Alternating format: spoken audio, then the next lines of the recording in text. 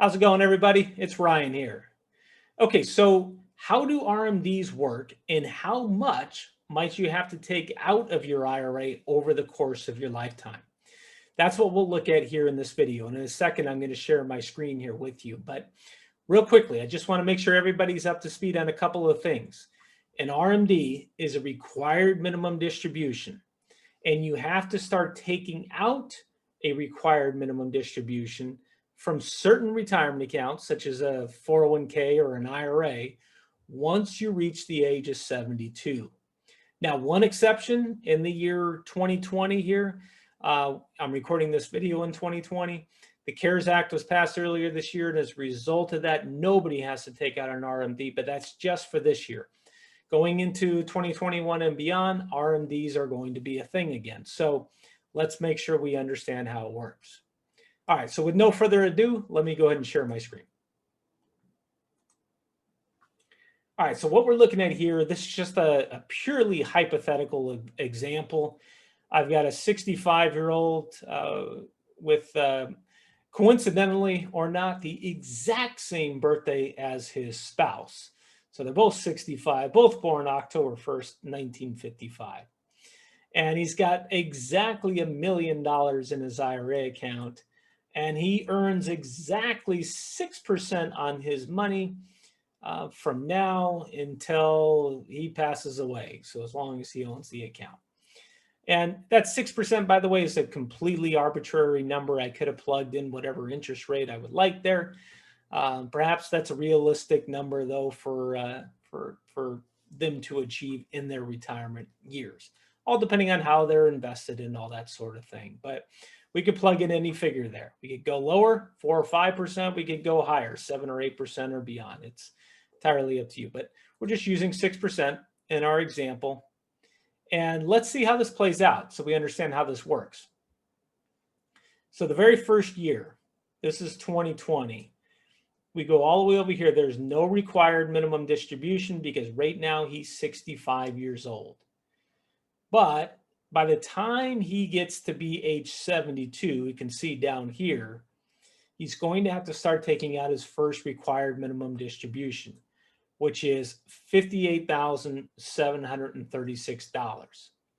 Now, the way that that number is computed is that you take the year-end balance, which is this number right here, $1,503,630 from the year before. So he looks back to 2026, and there was 1.5 million approximately in that account.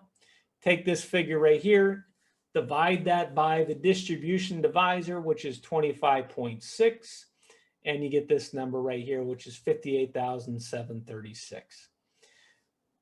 At 72, the very first year, you have to take out an RMD. This number works out to be about 3.9% of that year-end account balance for last year. Now, over time, percentage-wise, the amount that you'll have to take out from your account actually increases, okay? And so what you're seeing here also is that this distribution divisor goes down, okay? And so which means that there's going to be more money that you have to start taking out from your retirement accounts, all else being equal. But the other factor that also comes into play here is that if he's earning 6% on this money, even though he's taking out the money that he needs to take out to satisfy his RMDs, his account is still growing. You can see it's still going up here. So he has to take out a higher percentage amount of a higher account balance, which means those RMDs are going to continue to increase over time. Now, some of you are in a fortunate position where you don't even need to take your RMDs and you have enough other income sources available to you. And so what that means is that this is just money that you're going to have to pay taxes on each year. So it's something to be aware of that, you know, in the beginning, it starts small. Again, relatively small, $58,000 approximately. Over time, continues to escalate. For instance, by the time you're 90 years old, based on these projections, you've got to take out $138,000 just to satisfy the RMD. That's the minimum that you have to take out. okay, and pay taxes on it. Uncle Sam wants their tax money. That's really the key thing. Now, one of the other exceptions here is that although I did say you have to take out your first RMD at 72, technically that's not true. You can wait to take your very first RMD as long as you do it by the following year, by April 1st. So you could, not do an RMD here, but this next year when you're 73, you're now having to take out both RMDs. This one needs to be done by April 1st, and the second one, the $62,150, needs to be done by December 31st of that following year.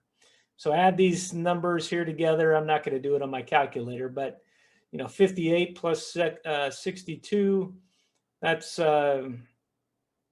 about 120,000 plus this. So it's over $120,000 that you'd have to take out all in the same year. So you may not actually want to do that. You may want to spread it out over this two-year period. Okay, so hopefully all this made sense.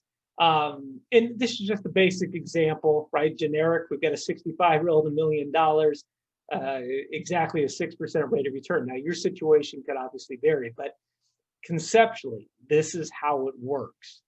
And it's important to understand how this works for a few different reasons. I mean, one, we just want to make sure we have a general understanding of how RMDs work. But it's also important to understand that this could potentially really be a problem, because one of the things that you want to do in order to maximize the strength, or at least potentially maximize the strength of your retirement plan, is to seek to minimize the amount of total income taxes you're going to have to pay.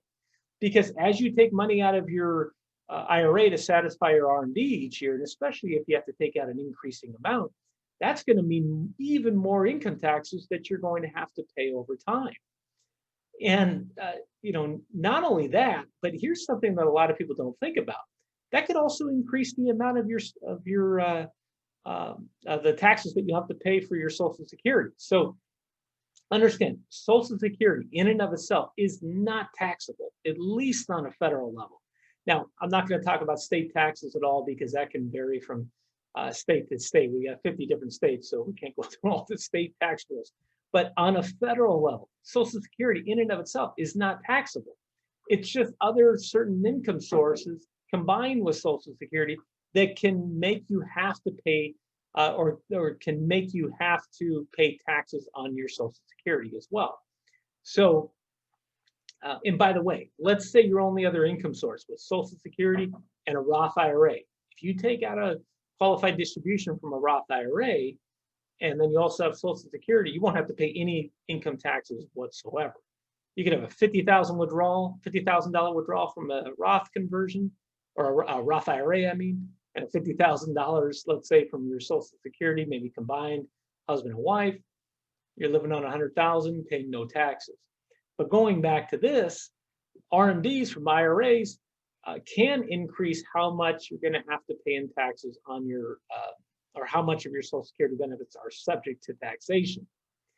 Now, at the most you'll ever have to pay is taxes on 85% of your Social Security benefits. But if you can seek to reduce how much you have to pay in taxes on your Social Security, that can really help to improve your overall tax situation. I'll do another video just on that at another time. Also, another thing is on Medicare. By increasing your overall income, that could increase how much you're going to have to pay for your Part B and Part D premium, because that's all based upon your income as well. And another really important thing that a lot of people forget about here is that, again, if we're looking at a married couple, right now, and let's say, for instance, this person's 65, maybe this person passes away, God forbid they pass away early. They pass away at 75. Well, now that's $69,000 that they have to take through the form of an RMD. Now, if that person passes away, the remaining spouse is now filing single, not joint, which means they only have one standard deduction, not two. And it also means they're in a whole different tax bracket table. And that tax bracket table is not as favorable as the one is if you were married. And so what that means is that they're going to have to pay even more in taxes on this same dollar, more than likely. Obviously, you got to crunch the numbers, but that's much more than likely going to be the case. So I'll make a note on that. I'm going to do another video on that as well to really dive into the details on that. But it's important to understand on how all this works. I'll keep it at that just for this video here today. If you have questions, let me know. Until next time, I'll see you again soon.